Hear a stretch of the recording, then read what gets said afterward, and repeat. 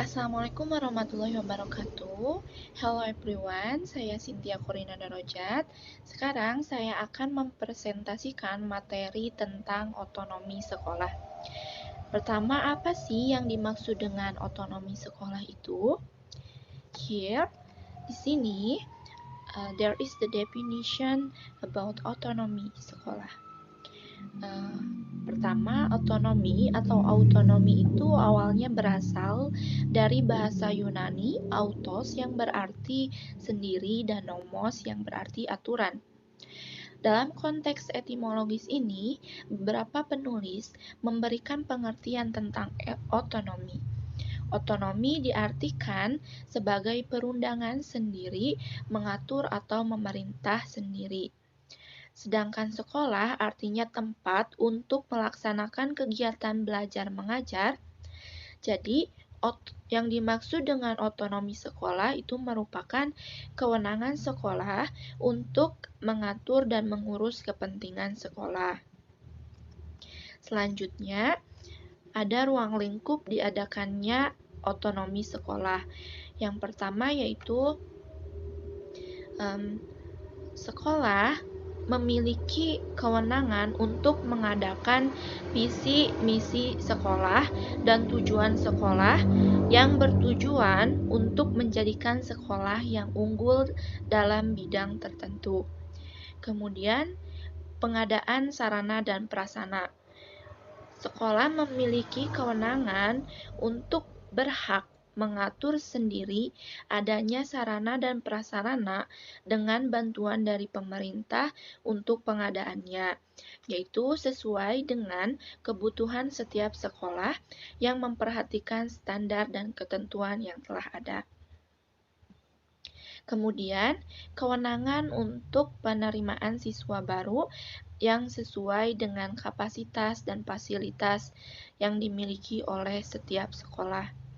Yang terakhir, sekolah memiliki kewenangan dalam proses pengajaran dan pembelajaran, di mana kepala sekolah dan guru bekerja sama untuk merancang proses pengajaran dan pembelajaran yang memungkinkan peserta didik dapat belajar dengan lancar dan berhasil. Karena proses pembelajaran yang aktif, kreatif, dan efektif maupun menyenangkan itu direkomendasikan sebagai model pembelajaran yang akan dilaksanakan oleh sekolah. Sehingga inti dari otonomi sekolah itu menciptakan sekolah dengan kemandiriannya dalam menentukan tujuan sekolah dalam mencerdaskan kehidupan bangsa. Selanjutnya yaitu manajemen otonomi sekolah. Nah, yang dimaksud dengan manajemen otonomi sekolah itu merupakan sebuah upaya untuk memberikan ruang yang seluas-luasnya kepada sekolah untuk mengembangkan dan mengelola institusinya. Selain itu juga, institusi pendidikan diharapkan mampu menemukan relevansinya terhadap kebutuhan dan kepentingan masyarakat setempat dengan melibatkan masyarakat dalam pengambilan dan pengawalan kebijakan pendidikan. Nah, mengapa masyarakat terlibat? Karena awalnya itu kan pendidikan itu bersifat sentralisasi, sedangkan sekarang pendidikan itu bersifat desentralisasi. Karena bersifat desentralisasi itulah adanya otonomi sekolah, di mana kewenangan sekolah itu berada pada sekolahnya sendiri tanpa dikelola oleh pemerintah. Karena kan dulu itu sekolah itu dikelola oleh pemerintah, sedangkan sekarang sekolah itu dikelola oleh sekolahnya itu sendiri. Sehingga dengan adanya manajemen pendidikan berbasis sekolah itu memberikan otonomi luas pada tingkat sekolah, di mana perlibatan masyarakat dalam kerangka kebijakan pendidikan nasional dan otonomi yang diberikan agar sekolah itu lebih leluasa dalam mengelola sumber daya dan sumber dana dengan mengalokasikannya sesuai dengan prioritas kebutuhan serta lebih tanggap terhadap kebutuhan setempat. Jadi kebutuhan setempat itu di sekolah itu, di daerah sekolah itu tuh kebutuhannya tuh apa saja. Jadi dikelolanya oleh sekolah itu tanpa ada campur tangan pemerintah seperti itu. Nah, pelibatan masyarakat ini dimaksud agar mereka lebih memahami, membantu, dan mengontrol pengelolaan pendidikan. Selanjutnya yaitu otonomi sekolah dalam pengambilan keputusan. Nah, menurut Masaong dan Tilome 2011, pada tahun 2011, menyatakan bahwa pengambilan keputusan yang secara efektif itu merupakan tolak ukur kinerja kepemimpinan yang efektif baik yang berkaitan dengan bidang pendidikan dan pembelajaran, ketenagakerjaan, pembinaan peserta didik, pengelolaan keuangan maupun penataan kelembagaan dalam meningkatkan mutu sekolah. Oleh karena itu, sebagai pemimpin, kepala sekolah bertanggung jawab dalam keefektifan pengelolaan kurikulum dan pembelajaran, pengelolaan ketenagaan, pengelolaan kesiswaan, serta pengelolaan sarana prasarana, dan pengelolaan keuangan dan hubungan masyarakat. Sehingga dapat kita simpulkan bahwa dalam pengambilan keputusan, kepala sekolah merupakan pemimpin pendidikan yang mempunyai tugas besar dalam mengembangkan mutu pendidikan di sekolah. Berkembangnya semangat kerja, kerjasama yang harmonis, minat terhadap perkembangan pendidikan, suasana kerja yang menyenangkan, dan perkembangan mutu yang profesional di antara para guru, itu banyak ditentukan oleh kualitas kepemimpinan kepala sekolah sebagai pemimpin pendidikan.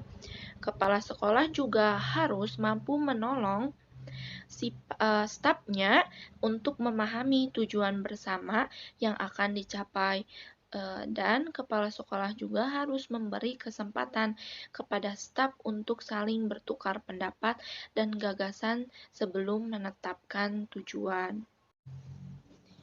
Nah, selanjutnya mengenai implementasi otonomi sekolah dalam pembiayaan pendidikan. Nah, dalam konteks pembiayaan pendidikan dalam otonomi sekolah itu, maka yang dibicarakan tidak lain pada hakikatnya adalah mengenai manajemen keuangan sekolah. Berikut ini adalah beberapa pendapat menurut Rohiyat bahwa pendidikan itu membutuhkan biaya yang banyak, di mana keuangan atau pembiayaan pendidikan menjadi faktor yang esensial, dan penanggung jawab manajemen pendidikan. Pembiayaan pendidikan adalah kepala sekolah dan guru yang juga turut bertanggung jawab dalam pembiayaan pendidikan. Kemudian lebih lanjut, Rohiyat menjelaskan bahwa manajemen keuangan meliputi kegiatan perencanaan, penggunaan, pencatatan data, pelaporan, dan pertanggungjawaban penggunaan dana sesuai dengan yang direncanakan.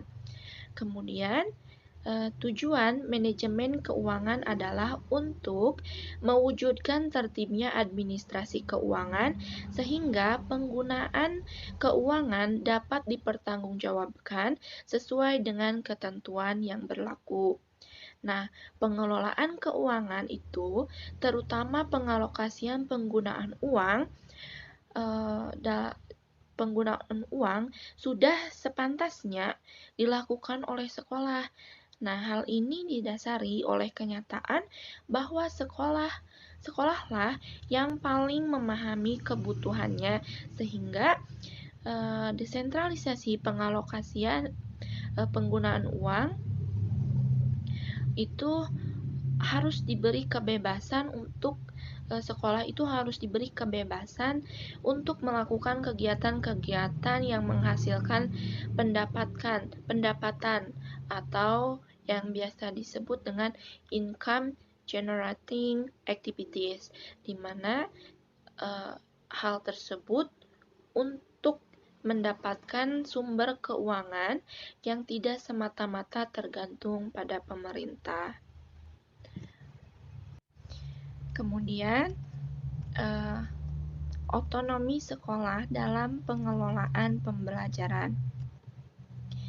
Nah, dalam manajemen berbasis sekolah itu memberi peluang bagi kepala sekolah, guru, dan peserta didik untuk melakukan inovasi dan improvisasi di sekolah berkaitan dengan masalah kurikulum, pembelajaran, manajerial, dan lain sebagainya yang tumbuh dari aktivitas, kreativitas, dan profesionalisme yang dimiliki. Nah, pemberian kebebasan yang lebih luas ini juga memberikan kemungkinan kepada guru untuk dapat menemukan jati dirinya dalam membina peserta didik di lingkungan sekolah. Proses belajar mengajar merupakan dari proses secara keseluruhan dengan guru sebagai pemegang peran utama. Sehingga berikut ini, menurut Usman, peranan guru yang paling dominan adalah guru itu sebagai demonstrator. Yang pertama, guru sebagai demonstrator di mana guru hendaknya senantiasa menguasai bahan atau materi pelajaran yang akan diajarkannya dan senantiasa mengembangkannya dalam arti meningkatkan kemampuannya dalam hal ilmu yang dimilikinya, karena hal ini akan dapat menentukan hasil belajar yang dicapai siswa. Kemudian yang kedua, peran guru yaitu guru sebagai pengelola kelas, di mana guru hendaknya mampu mengelola kelas karena kelas itu merupakan lingkungan belajar dan suatu aspek dari lingkungan sekolah yang perlu diorganisasi. Pengawasan terhadap lingkungan menentukan sejauh mana lingkungan tersebut menjadi lingkungan belajar yang kondusif. Yang ketiga, guru sebagai mediator dan fasilitator. Nah, sebagai mediator, guru hendaknya memiliki pengetahuan dan pemahaman yang cukup tentang media pendidikan karena merupakan alat komunikasi guru yang berguna untuk lebih mengefektifkan proses belajar mengajar. Yang terakhir yaitu guru sebagai evaluator, di mana penilaian perlu dilakukan karena dengan penilaian